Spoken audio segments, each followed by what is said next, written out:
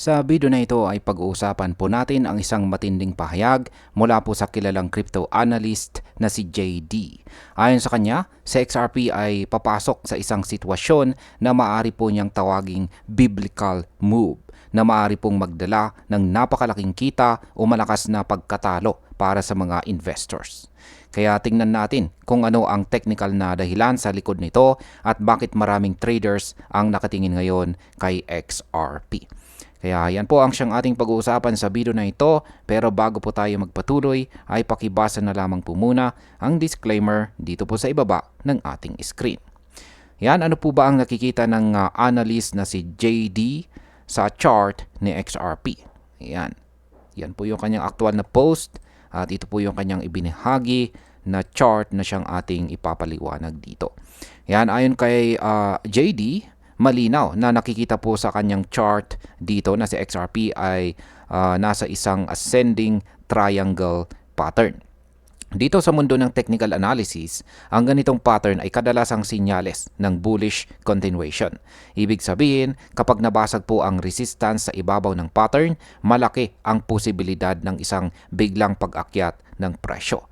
Kaya sa market impact, kapag nangyari po ang breakout na ito, mas malakas po ang tsansa na umakyat ang presyo ni XRP dahil maraming traders ang sabay-sabay na bibili sa puntong yan. Ngayon ay ano po ang tinatawag niyang biblical move? Para kay Ginong JD, ang pagbabasag ng pattern na ito ay hindi simpleng galaw lamang. Inilarawan po niya ito bilang isang biblical move na maaring magdala ng sobrang laki ng rally o sobrang bagsak.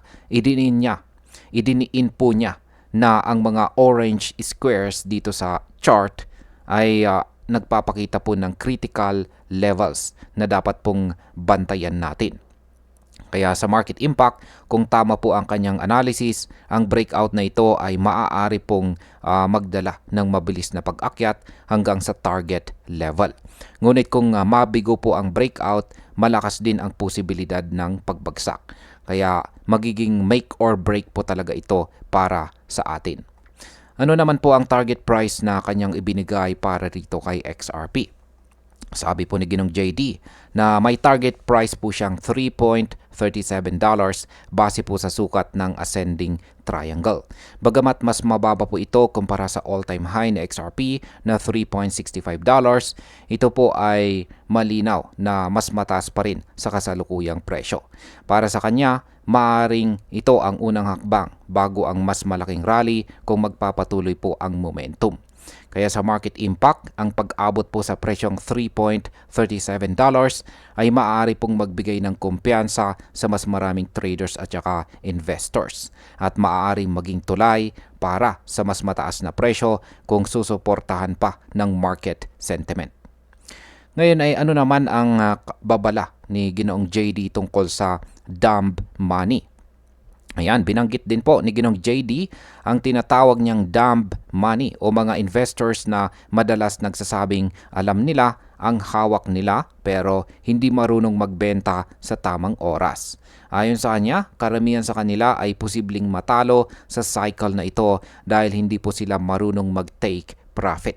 Sa market impact, kung totoo po ang kanyang babala, maaaring gamitin ng mas matatalinong traders ang pagbili ng mga retail investors bilang exit liquidity. Ito po ay magdudulot ng panganib para sa mga hindi marunong mag-manage ng kanilang risk. At ayan, ang aking opinion naman po tungkol dito ay ang technical na sitwasyon po ni XRP ay tunay po na kapan-panabik.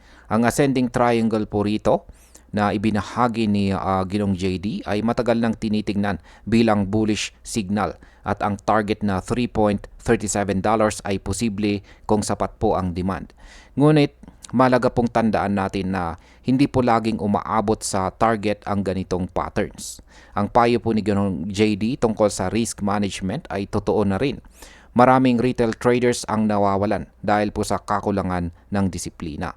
Kaya para sa akin sa XRP ay nasa puntong maari pong magdala ng malaking oportunidad, ngunit dapat lagi pong handa ang bawat isa sa posibilidad ng biglaang pagbagsak. At ayun, hanggang dito na lamang po tayo sa video na ito mga ka-crypto. Marami pong salamat sa panonood. Ingat po tayo lagi at God bless po sa ating lahat.